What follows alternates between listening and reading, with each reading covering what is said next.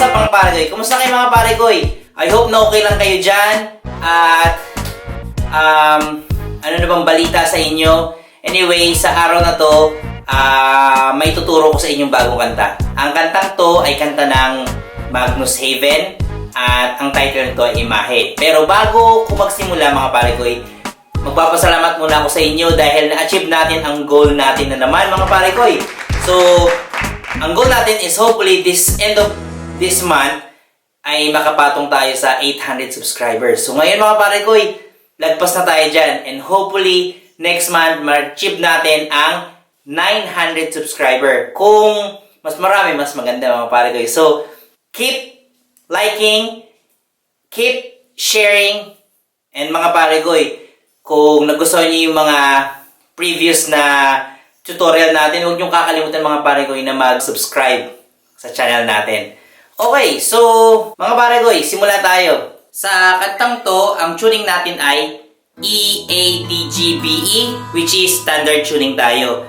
And we will not use any capo. Sa kantang to, ang structure natin dito ay intro, verse, refrain, tapos chorus. So magkakaroon ulit tayo ng intro, tapos verse 2, refrain, tapos chorus. After nun, magkakaroon tayo ng instrumental, tapos chorus again, tapos outro tayo. Okay? Very straightforward. Simulan natin.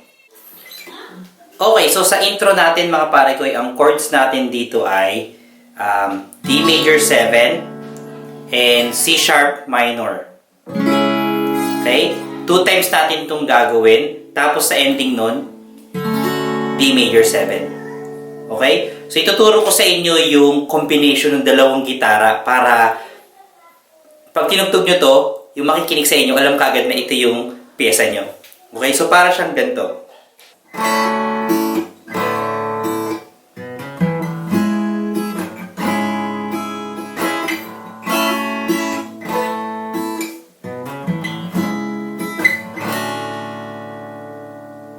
Okay? So, para gawin natin yan, so, yung D major 7, imbis na yung tatlo ang ilalagay nyo dito, tatanggalin nyo na yung pinky nyo. So, and then, hammer on sa first string.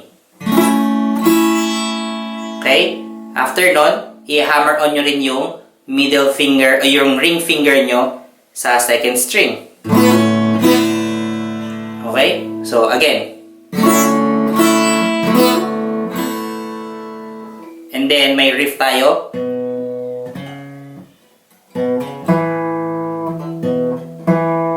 Okay? So, para gawin natin yan, second fret, 5th string, and then hammer on tayo sa 4th fret, 5th string, and then, sa index finger natin, sa 2nd fret, sa 4th string. Okay? Tapos, C sharp minor 7. So, ulit natin yon.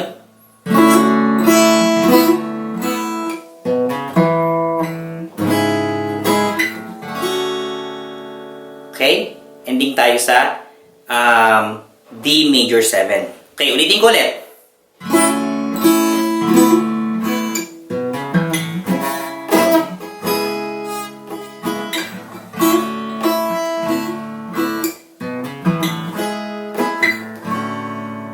Okay, so yun yung intro natin. Pasok tayo ngayon sa verse. So, sa verse natin, ang chords natin dito ay D major 7, tsaka C sharp minor. 4 times natin ito gagawin mga pare ko. So, ang pattern natin dito, strumming pattern natin is down, up, down, up, down, up, down, up, down, up. Okay? So, down, up, down, up, down, up, down, up, down, up.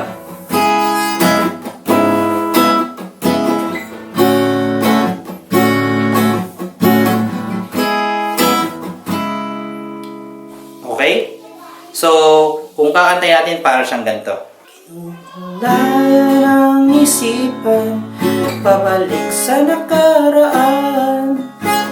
Huwag mo nang balikan, patuloy ka lang. nasaktan. Hindi ko lang maiisip sa isang malinang larawan. Paulit-ulit na binabanggit ang pangalan ng kasanayan. Okay, so after ng mga parigoy, ang susunod natin is yung pre-chorus natin. So sa pre-chorus natin, ang chords natin dito ay B minor, C sharp minor. Susulitin ulit natin yun ng B minor, tapos C sharp minor, tapos E. Okay? So para siyang ganito. Tayo ay pinagtagpo, ngunit hindi tinadhana. Sadyang mapaglaro itong mundo. Okay, so chorus tayo. So after ng chorus ito, dire-diretso lang to sa intro. Okay? So pakita ko sa inyo yung chorus tuloy-tuloy sa intro.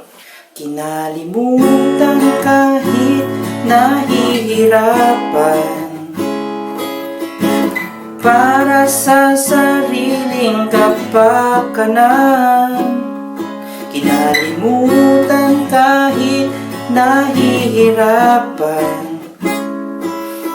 mga oras na hindi na mababalikan. Pinagtagpo,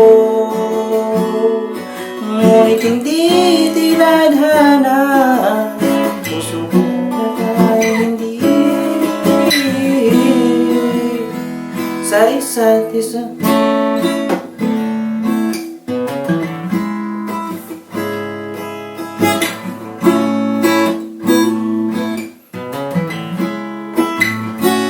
Okay, so after ng mga parikoy, diretso tayo sa verse 2. Okay? So sa verse 2, parehas lang siya ng verse 1 natin. And then refrain, which is the same lang, and then chorus tayo, which is the same lang rin ng chords natin. Yun ang kagandahan dun mga parigoy. So after nun, magkakaroon tayo ng instrumental. So sa instrumental natin, ang chords natin dito ay D major 7, tapos C sharp minor. Okay, 2 times lang natin ito gagawin. And then, B minor, C sharp minor, tapos B minor ulit, tapos C sharp minor, tapos E.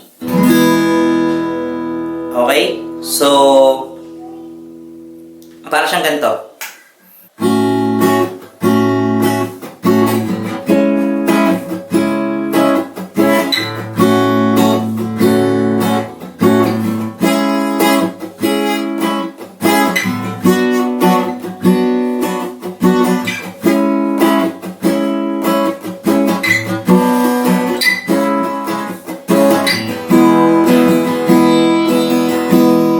Okay? So, after nun, chorus tayo. Okay? So, after ng chorus, magkakaroon tayo ng outro natin. So, ang outro natin dito ay D major 7, tapos C sharp minor, tapos D major 7, tapos C sharp minor, tapos mag-ending tayo sa F sharp minor.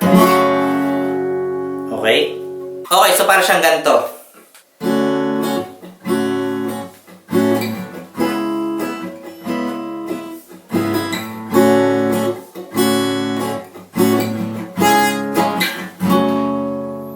Okay, so dun lang matatapos yung kanta na yan mga parikoy. So I hope mga parikoy na nakatulong tong tutorial natin para makanta nyo tong imahe. At kung nagustuhan nyo to, huwag nyo kakalimutan na mag-like, mag-comment down below. Kung meron kayong mga tanong, clarification, huwag kayong mahiya na mag-comment mga parikoy. At syempre, huwag nyo kakalimutan na mag-subscribe. And also, share nyo tong video na to kung you think it's helpful para sa inyo at para sa mga katropa natin dyan. Okay mga parikoy, kita-kits tayo next time.